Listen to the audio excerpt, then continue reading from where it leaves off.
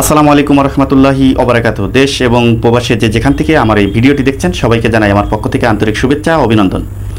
দর্শক, আজকে এমনই একটা লোককে নিয়ে আজকে আপনাদের সামনে হাজির হয়েছি। আপনারা সবাই তাকে চিনেন এবং সবাই তাকে দেখে ফেলেছেন, আমার কাছে যেটা মনে হয়েছে। কারণ যেভাবে তাকে নিয়ে নিউজ হয়েছে, অনলাইন পোর্টাল, টেলিভিশন, পত্রিকায় যেভাবে নিউজ হয়েছে, এই নিউজ দেখে আমার কাছে মনে হয়েছে একে নিয়ে একটা ভিডিও না বানালে আমার দর্শকরা অসন্তুষ্ট হবে।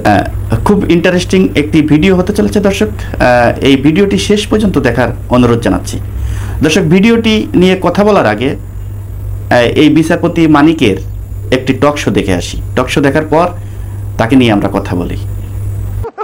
না না, সে তো রাজাকারের বাচ্চা।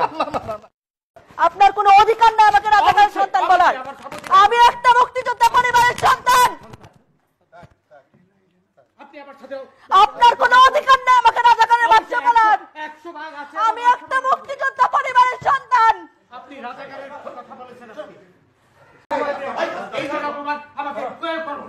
আমি একটা মুক্তিযোদ্ধা পরিবারের সন্তান। আপনি আমাকে রাজাকার কোন সাহসে বলেন? আমি এই আপনার ব্যবহার দেখে আমি বলেছি এটা। আমি একটা মুক্তিযোদ্ধা পরিবারের সন্তান। আমি একটা মুক্তিযোদ্ধা পরিবারের সন্তান। আপনি রাজাকারের সন্তান। আপনি যেভাবে আমাকে অপমান করলেন, আমাকে এই ধরনের অপমান করার ক্ষমতা সাহস কেউ। যাই হোক দর্শক, ভিডিওটি দেখেছেন। আপনারা জানেন যে এই বিচারপতি মানিক, এই বিচারপতি শামসুদ্দিন চৌধুরী মানিক এমনই একজন ব্যক্তি ছিল। এই ব্যক্তিটা আমাদের দেশের সুনামধন্য একজন আলেমে দিন আল্লামা দেলোয়ার হোসেন সাঈদী, তাকে ফাঁসি দেওয়ার জন্য উঠে পড়ে লেগেছিল। দর্শক, এই সেই বিচারপতি, যে বিচারপতির আজকে বিভিন্ন আলেম সমাজকে তারা রাজাকার বলে গালি দেয়। এমনকি শেখ হাসিনার বিপক্ষে যারা কথা বলেছে, যারা কথা বলতো, তাদেরকে রাজাকার বলে গালি দিত। সর্বশেষ এই বৈষম্য বিরোধী ছাত্র আন্দোলন যখন শান্তিপূর্ণ কর্মসূচি পালন করছিল, এই শান্তিপূর্ণ কর্মসূচিকে সে বলছিল যে এটা কোনো শান্তিপূর্ণ কর্মসূচি হতে পারে না, এটা রাস্তা অবরোধ করে, রাস্তা ব্যারিকেড দিয়ে কেন আন্দোলন করবে। এই ছাত্রদের বিপক্ষেও তিনি কথা বলেছিলেন।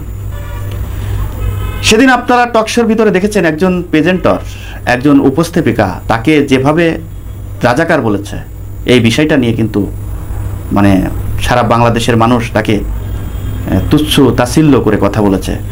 এই বিচারপতি কি বিচার করেছে আপনারা জানেন? যে এই বিচারপতি যখন বিচার করেছে, এর বিচার কেমন হয়েছে, ন্যায় বিচার পেয়েছে কিনা মানুষ এর কাছ থেকে, এটি এখন মানুষের কাছে প্রশ্ন।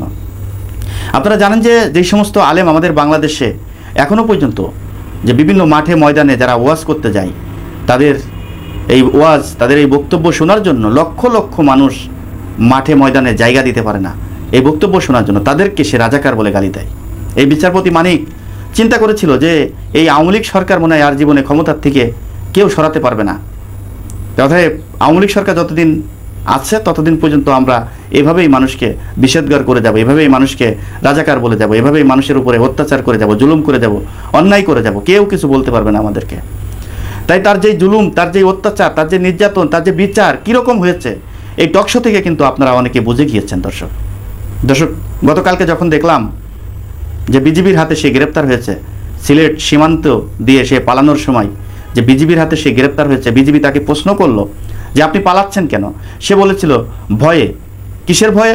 সে বলেছিল যে প্রশাসনের ভয়ে, পুলিশের ভয়ে।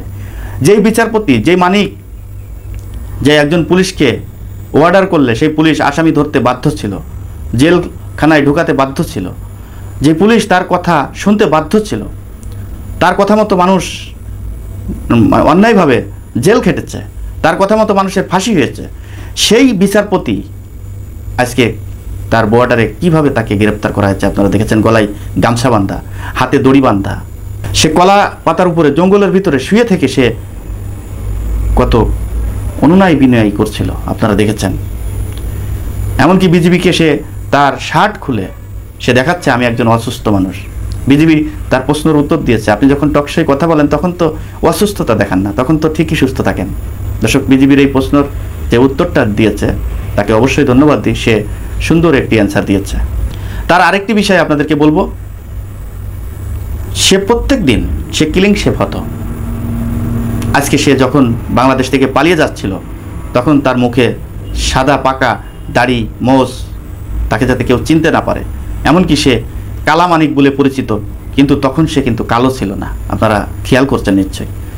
সে মেকআপ দিয়ে সে মুখটাকে সাদা করে সে পালানোর চেষ্টা করছিল, কিন্তু ওই উপর আল্লাহ তো একজন আছে, সে তাকে যে জনসম্মুখে এভাবে অপমান করবে, অপদস্থ করবে, এজন্যই সে পালাতে পারে নাই। এবং যারা তাকে পাচার করে দিচ্ছিল, যারা পাচার করতে চেয়েছিল, তারা চিন্তা করলো যে এই বেঈমানটাকে যদি পাচার করে দিই তাহলে আমরাও নিজেরাও অপরাধী, নিজেদের কাছে অপরাধী মনে হবে, তাই তারাও কিন্তু তাকে পাচার করে নাই, তারা বিজিবির হাতে তুলে দিয়েছে। দর্শক, এজন্যই বলবো, ক্ষমতা পেয়ে যারা ক্ষমতার অপব্যবহার করে তাদের উদ্দেশ্যে আমি বলবো যে এই বিচারপতি মানিকের কাছ থেকে অনেক কিছু শেখার আছে। যারা ক্ষমতায় আছেন এবং যারা ক্ষমতায় যাবেন তাদের উদ্দেশ্যে আমি বলবো যে ক্ষমতায় বসে মানুষের প্রকৃতি ভালোবাসা অর্জন করুন, মানুষের ভিতরে ঢোকার চেষ্টা করুন, মানুষের অন্তরে ঢোকার চেষ্টা করুন। মানুষকে কষ্ট দিয়ে, মানুষকে হয়রানি করে, মানুষের উপরে জুলুম করে কখনোই মানুষের মন পাওয়া যাবে না। ক্ষমতায় আল্লাহ কখন কাকে বসাবে এবং আল্লাহ কাকে ক্ষমতার থেকে ক্ষমতাচ্যুত করবে সেই আল্লাহ পাক তিনিই ভালো জানেন। যারা ক্ষমতায় বসে আছেন তারা হয়তোবা চিন্তা করতে পারেন যে আমরা ক্ষমতায় এসেছি, আমরাই হয়তোবা সারা জীবন থাকবো, না, এটা কখনোই না। তাই দর্শক, আজ এই পর্যন্তই। পরবর্তী ভিডিও দেখার অনুরোধ জানিয়ে এখানে বিদায় নিচ্ছি। আমি মোহাম্মদ মিতুল হোসেন। আসসালামু আলাইকুম রহমতুল্লাহি ওয়া বারাকাতুহু।